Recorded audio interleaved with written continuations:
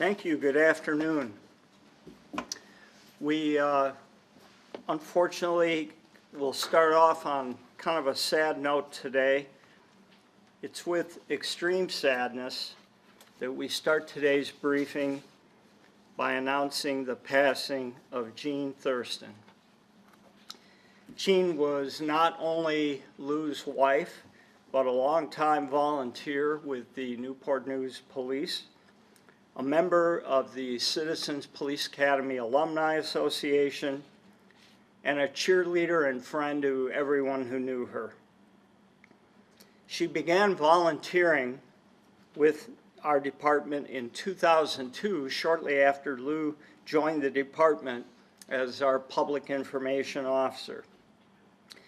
She was very active and spent time volunteering in the public information office, in the recruiting office, and pretty much anywhere else she was needed. She graduated from our Citizens Police Academy and the Newport News Fire Citizens Academy, as well as from the regional FBI Citizens Academy. She also served as president of our Citizens Academy Alumni Association in 2008 and remained very active until just a couple of weeks ago. Anyone who knew Jean knew she was a wonderful, generous woman. She'll be greatly missed by all of us who knew her and worked alongside her. Would you all join me for a brief moment of silence?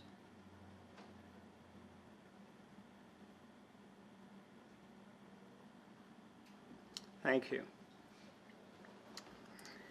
As we have reported in the past, our Violent Crimes Reduction Task Force that was restarted after a pilot program resumed full-time operations on February 20th.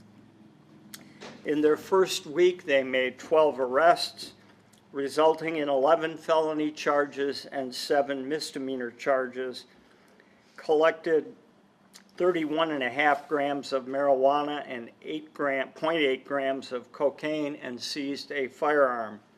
In their second week, they made 6 arrests, collected 64.3 grams of cocaine, 16 grams of marijuana, and 2.2 grams of heroin, and seized a firearm.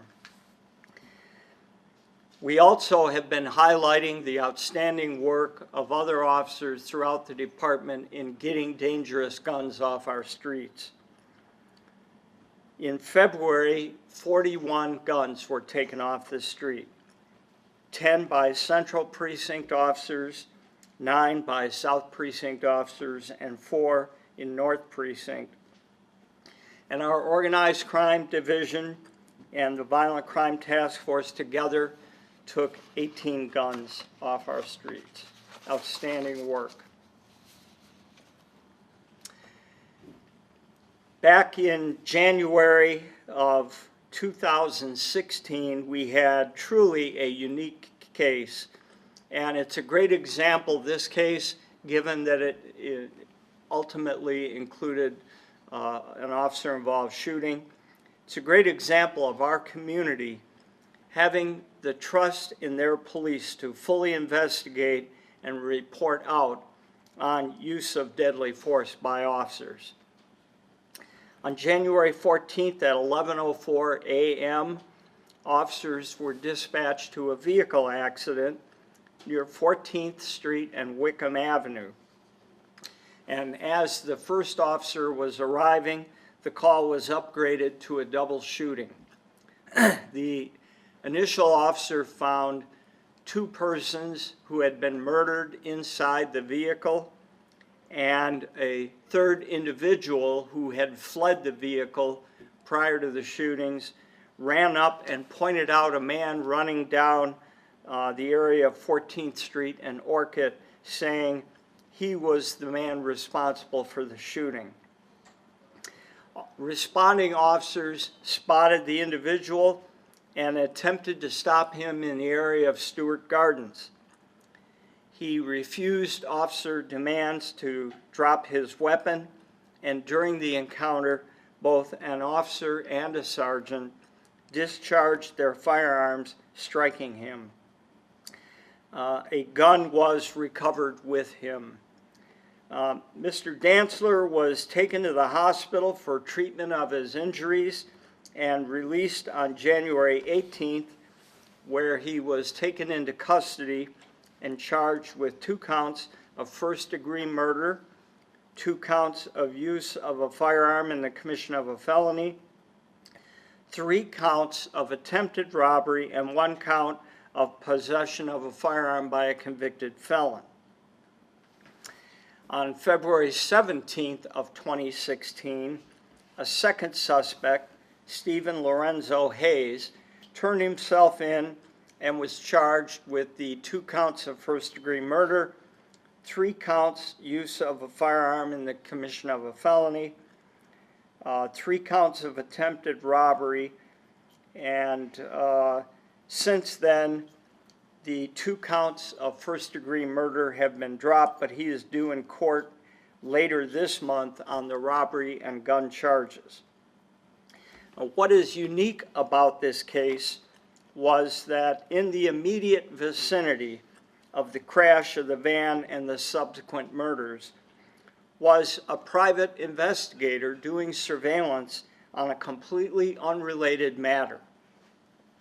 Once the victim vehicle crashed into a parked car, the private investigator turned his video equipment onto the vehicles, and as a result, the entire murder sequence was captured on video. The investigator was very quick to advise our agency of the existence of the video, which not only helped us solve the crime, but assured a conviction. This video depicted the cold-blooded acts of Dantzler. And in addition, the body-worn video of one of the officers who fired at Dantzler also documented that officer's repeated attempts ordering him to drop his weapon and surrender before officers were forced to use their own weapons.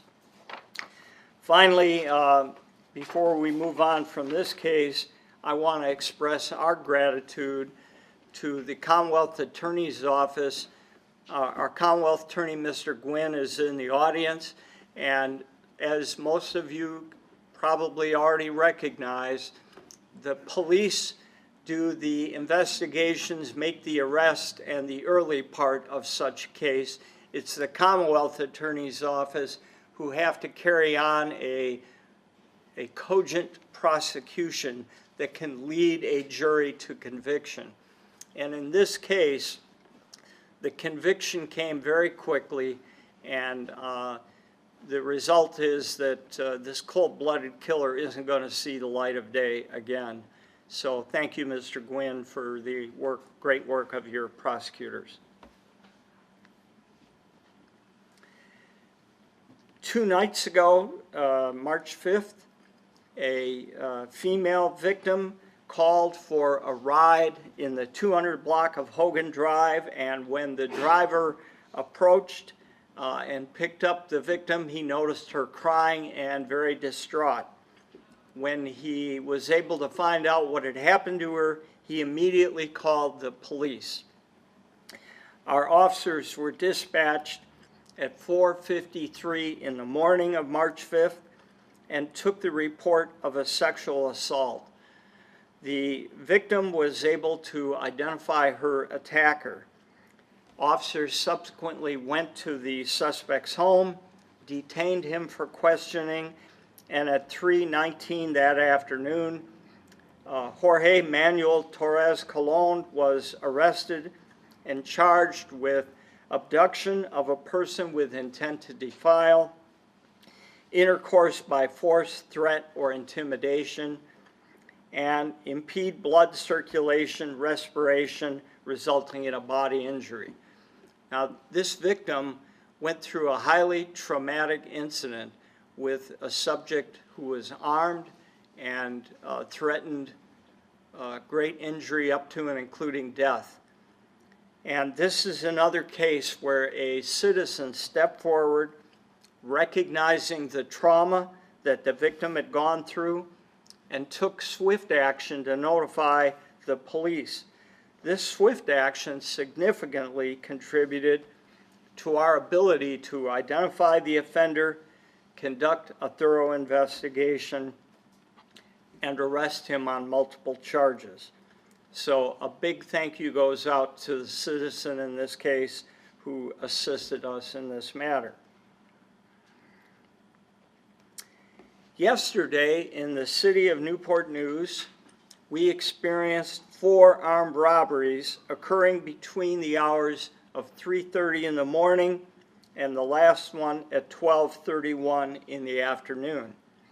In each of the incidents, the suspects were similarly described, wearing all black clothing, masks, and gloves, and both were armed with handguns. About a half hour after our 4th armed robbery, an armed robbery occurred in the city of Hampton, and the suspects matched the description of the suspects in our 4 robberies. A citizen was able to obtain the license plate of a vehicle that the suspects were driving and gave that information to the Hampton police, who in turn sent that out, and we were able to provide that information to our officers. Shortly thereafter, the vehicle was located at the Quality Inn on J. Clyde Morris by a police officer from Newport News. A traffic stop was conducted when the vehicle began to leave, and the driver was detained and questioned. During that time, officers observed additional suspects trying to flee the Quality Inn via a back door, and a foot pursuit ensued, and the suspects were apprehended. These successful arrests are the result of the combined efforts of both Newport News and Hampton Police, pursuing the same goal, and really represents an outstanding demonstration of teamwork. It should also be noted that a civilian saw officers chasing one of the suspects, or both suspects, from the rear of the hotel, and without concern for their personal safety, assisted the officers by initially grabbing one of these suspects and holding them down until the officers arrived to take him into custody. The suspect that this citizen confronted was found to have 2 loaded handguns in his waistband. And certainly we commend the citizen for their actions. We don't encourage citizens to confront armed subjects, but in this case, his bravery and actions contributed significantly to the apprehension. Now you can see on the map here where the robberies occurred. 355 was the 7-Eleven in the 9900 block of Jefferson. At 8:51 a.m., the One Stop located in the 800 block of Main Street. 10:09 a.m., Mary's Convenience Store in the 800 block of Old Oyster Point. 12:31, Lucky's Convenience Store in the 6200 block of Chestnut Avenue. And then a half hour later at 1:02 p.m., the First Stop Convenience Store in the 2200 block of Executive Drive in Hampton. Newport News robbery detectives are this afternoon in the process of securing warrants for 20-year-old Alon Beal of Hampton and 21-year-old Karan Walker of Newport News, and they're currently being held in the Hampton City Jail. Again, this was a brief but terrorizing reign of robbery, a robbery spree.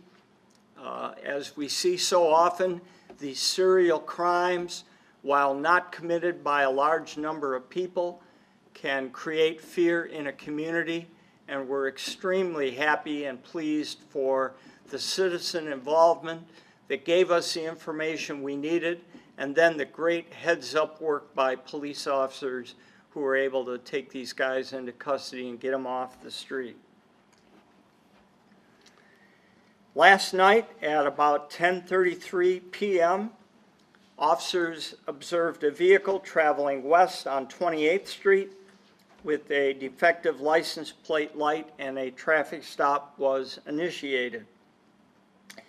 As officers approached the back driver's side occupant and observed suspicious activity, 22-year-old Carl Slaughter of Hampton they attempted to detain him, and he pushed an officer out of the way in an attempt to flee.